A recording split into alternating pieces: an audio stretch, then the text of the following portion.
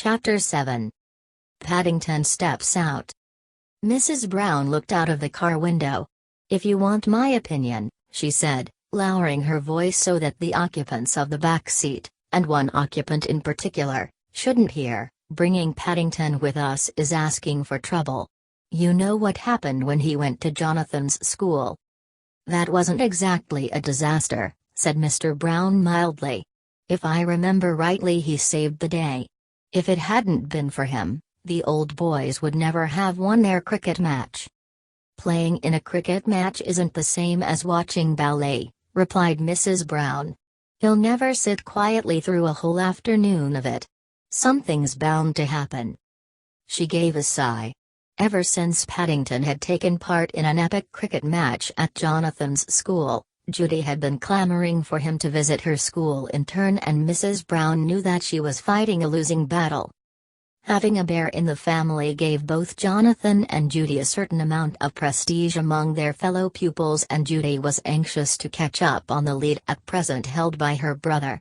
All the same, as they drew nearer and nearer to Judy's school, Mrs. Brown began to look more and more worried. "Good heavens!" exclaimed Mr. Brown suddenly as they turned a corner and passed through some wrought iron gates set into a grey stone wall.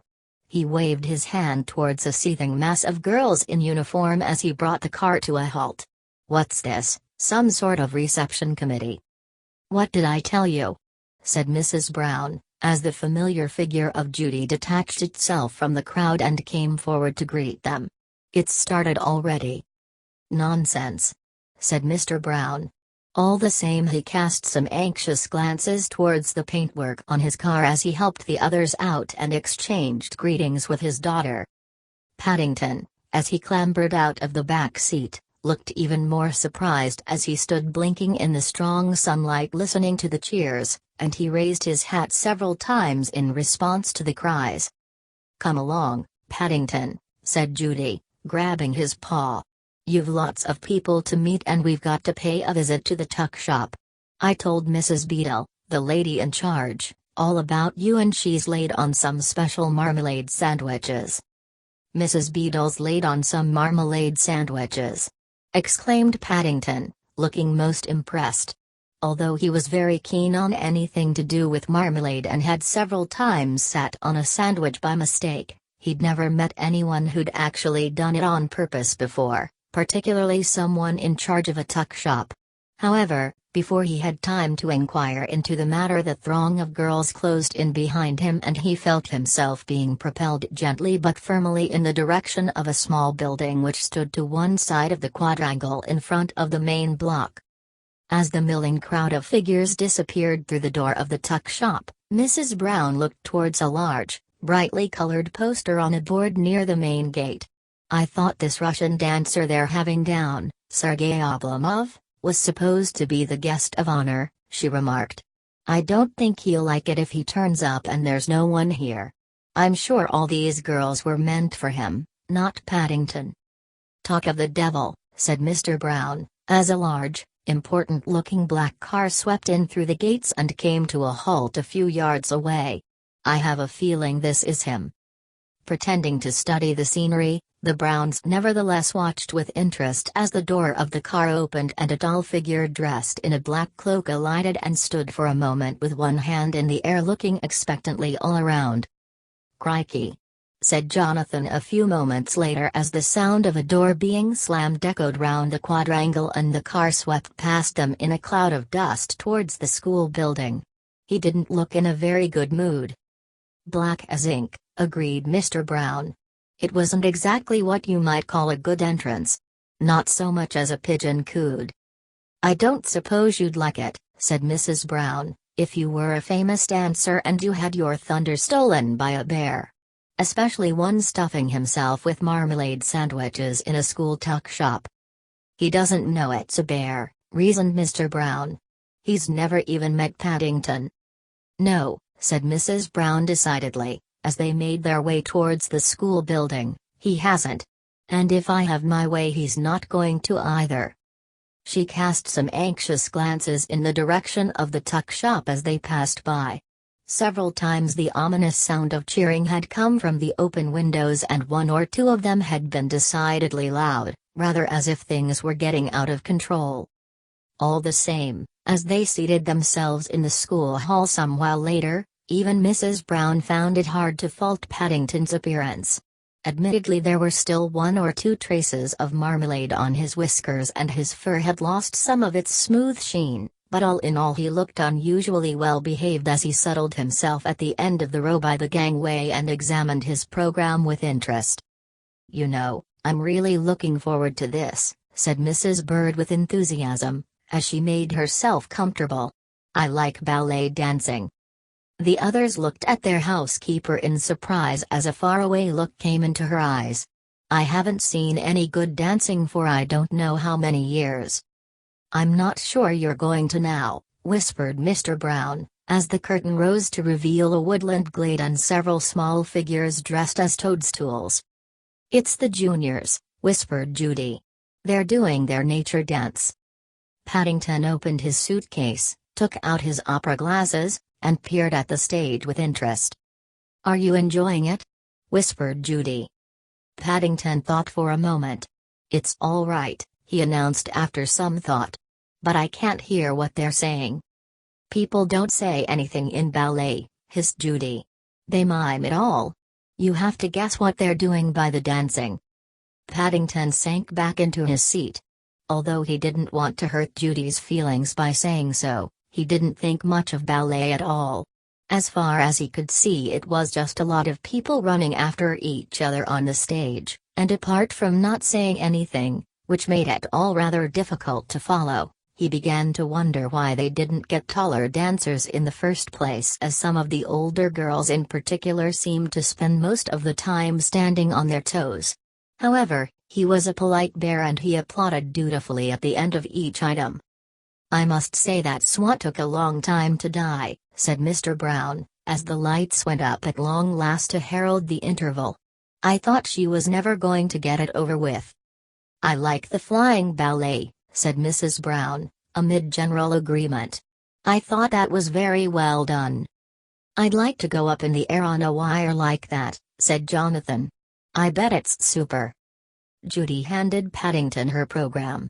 "It's the famous Russian dancer next," she said. "Look, there's his picture." Paddington peered at the program with interest. "Serge Oblomov!" he exclaimed in surprise. "It's not Serge," said Judy.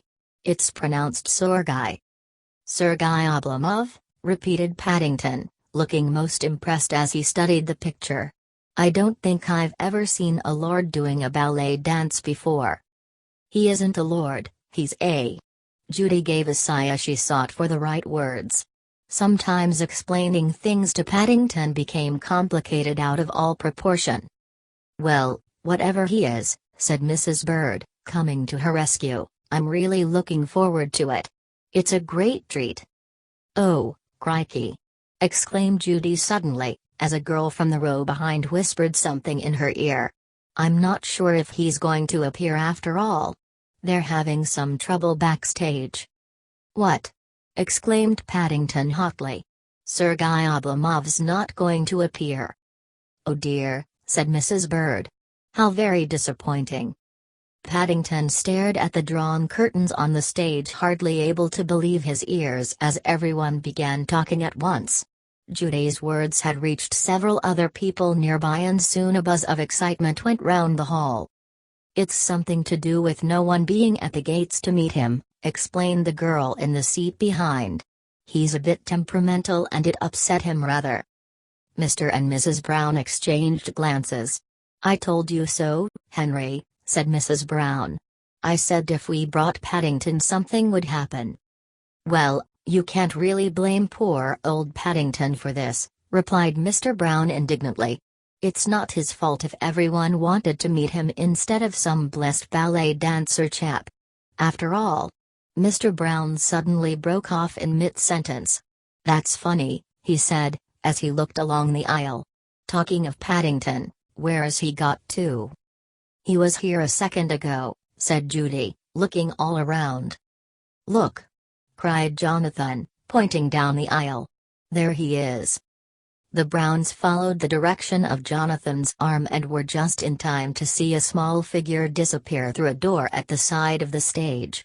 From where they were sitting it wasn't possible to see the expression on Paddington's face, but there was a determined slant to his hat and a look about his duffel coat which seemed to bode ill for anyone who got in his way. "Don't you think you'd better go after him, Judy?" said Mrs. Brown anxiously. "Too late," groaned Judy. "Did you see who was behind the door? Miss Grimshaw." Judy sank lower and lower into her seat as she contemplated the awful prospect of Paddington coming face to face with her head teacher, although had she but known, Miss Grimshaw, weighed down by all the worries backstage, seemed almost glad to find someone from outside the school she could talk to. "Are you Russian?" she asked hopefully, after Paddington had introduced himself. "Well, I am in a bit of a hurry," admitted Paddington, raising his hat politely. "I've come to see Sergei." Ms. Grimshaw looked at him suspiciously. "I said Russian," she explained. "Not rushing. And I'm not at all sure Mr. Oblomov will see you. I was hoping you might be Russian so that you could talk to him in his own language and make him feel more at home, but if you're not I'd rather you didn't." "Mrs. Bird's very upset," replied Paddington. "I'm sure she is," said Ms. Grimshaw. "I'm upset. We're all upset. Mr. Oblomov's upset. Deirdre Shaw's upset." "Deirdre Shaw?" echoed Paddington, looking most surprised. "She was supposed to partner Mr. Oblomov in the pas de deux," explained Miss Grimshaw. "Then when Mr. Oblomov said he wouldn't dance she ran off to her dormitory in tears and no one's seen her since." While Miss Grimshaw was speaking, a nearby door opened and a tall, imposing figure in black tights emerged.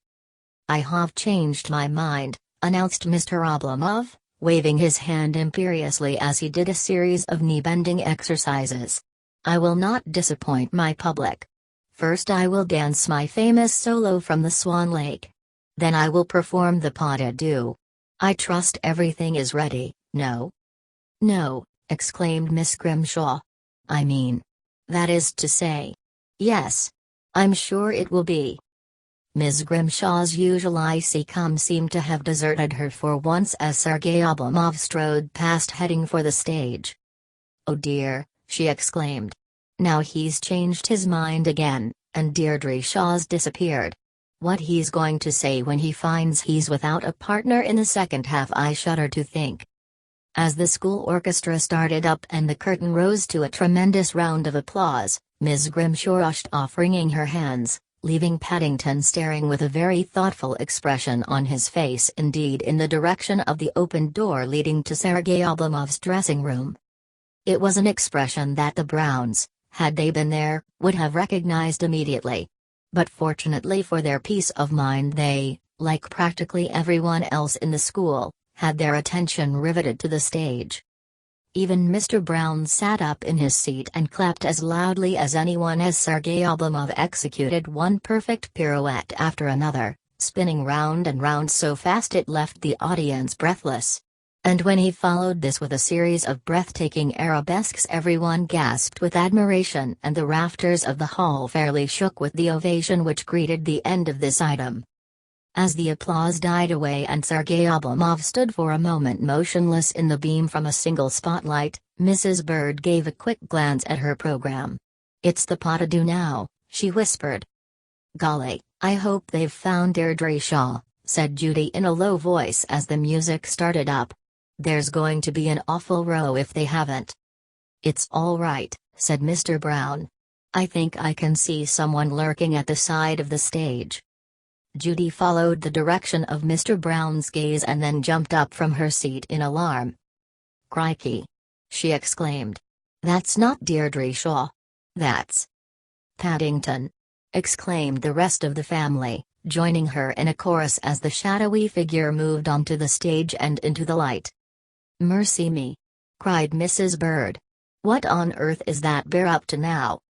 Her words were lost in the gasp of astonishment which went up all around them as Paddington advanced towards the center of the stage, placed his suitcase carefully in front of the footlights, and then raised his hat politely to the several members of the audience in the front row who began half-heartedly to applaud.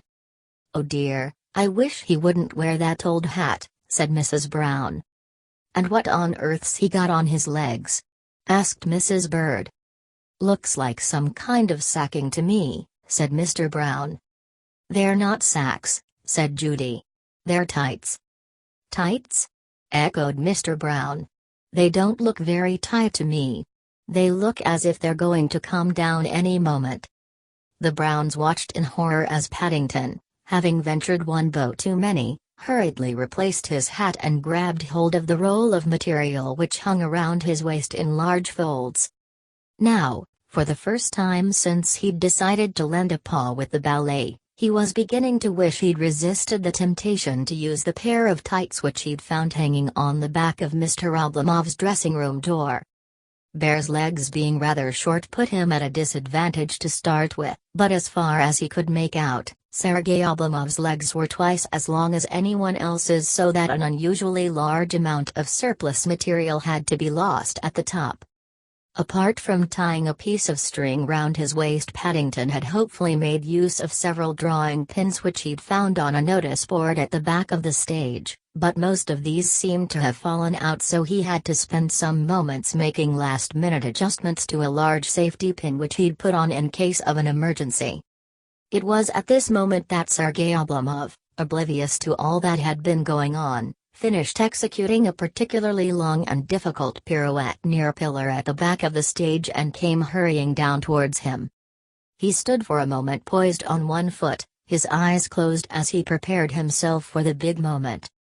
Paddington raised his hat politely once again and then took hold of one of Mr. Oblomov's outstretched hands and shook it warmly with his paw. "Good afternoon, Sergei," he exclaimed. "I've come to do the pas de deux." Sergei Oblomov seemed suddenly to freeze in his position. For a brief moment, in fact, he seemed almost to have turned into stone, and Paddington looked at him rather anxiously, but then several things happened to him in quick succession. First he opened his eyes, then he closed them and a shiver passed through his body, starting at his toes and traveling up to his head, almost as if he had been shot. Then he opened his eyes again and stared distastefully at his hand. It was warm under the lights and some kind of sticky substance seemed to have transferred itself from Paddington's paw. "It's all right, Sergei," explained Paddington, wiping his paw hastily on one of the folds in his tights. "It's only marmalade. I forgot to wash it off when I came out of the tuck shop."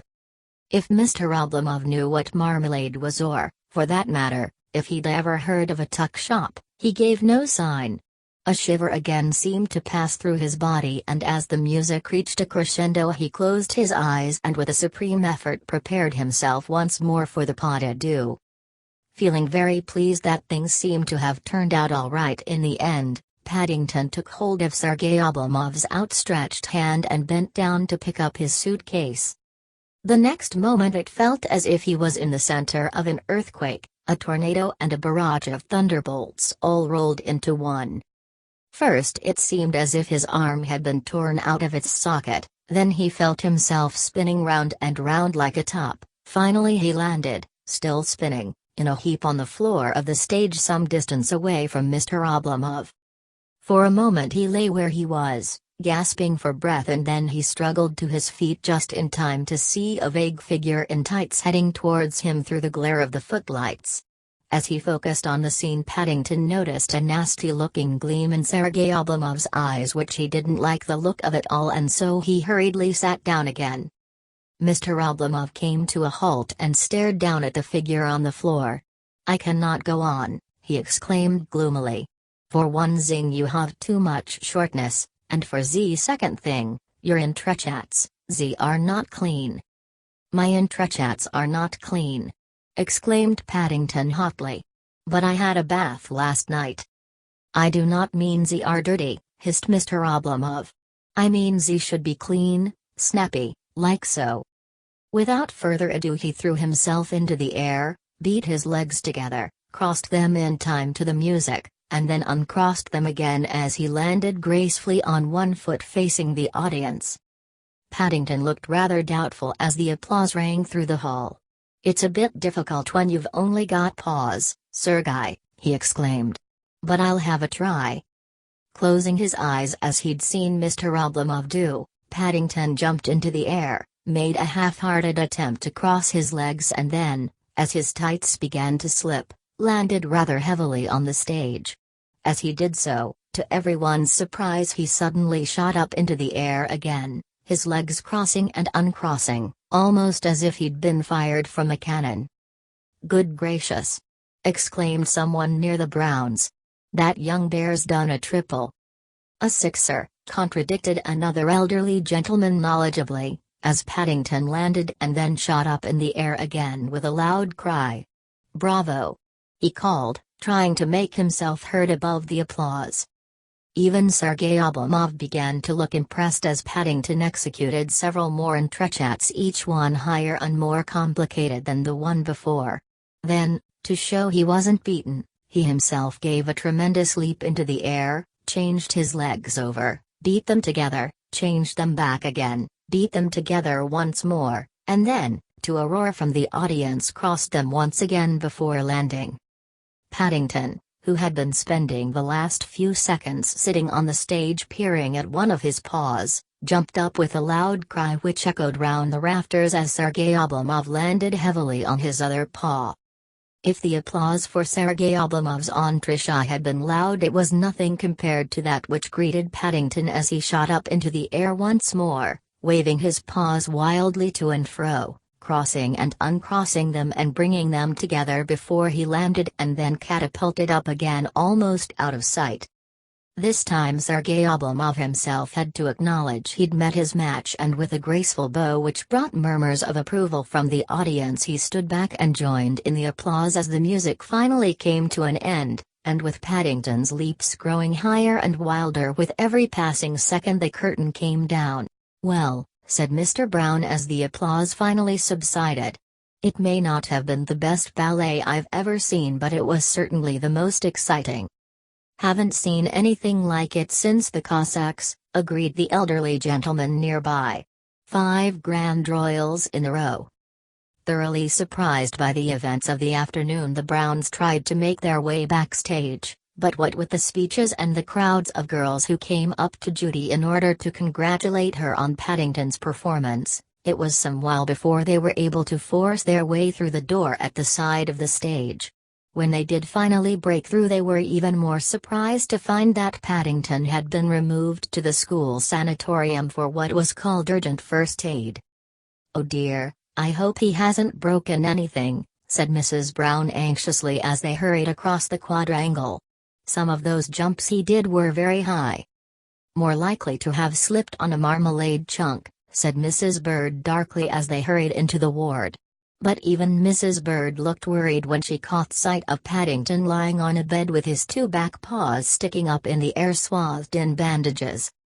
"I can't understand it," said Ms. Grimshaw, as she came forward to greet them. "Both his back paws are full of holes.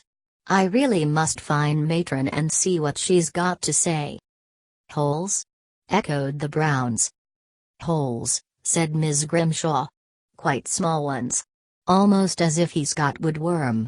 Not that he could have, of course," she added hastily as a groan came from the direction of the bed. "Such a shame after the magnificent performance he gave. I doubt if we shall ever see the like again." As Ms. Grimshaw hurried off in search of the matron, Mrs. Bird gave a snort.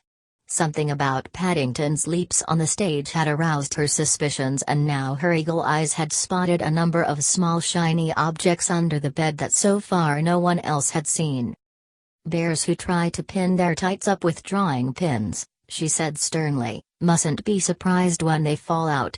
And," she added, "they mustn't be disappointed if they step on them into the bargain and have to stay in hospital and miss the special marmalade pudding that's waiting for them at home." Paddington sat up in bed. "I think perhaps they're getting better now," he said hastily. Being an invalid with everyone fussing around was rather nice. On the other hand, marmalade pudding, particularly Mrs. Bird's marmalade pudding, was even nicer. "But it's no good if you want to carry on dancing," warned Mrs. Bird, as he clambered out of bed and tested his paws on the floor. "It's much too rich and heavy. In fact, I'm not sure that you oughtn't to go on a diet." But Mrs. Bird's words fell on empty air as Paddington disappeared through the door in the direction of the car with remarkable haste for one who'd only just risen from a sickbed. "Perhaps it's as well," said Mr. Brown gravely, as the others followed. "I can't really picture Paddington embarking on a career as a ballet dancer." "All those exercises," agreed Mrs. Brown with a shudder. "And those tights," said Judy. "And all that leaping about," added Mrs. Bird. "If you ask me, it's much better to be simply a bear who likes his marmalade." "Especially," said Jonathan, amid general agreement, "if you happen to be a bear called Paddington."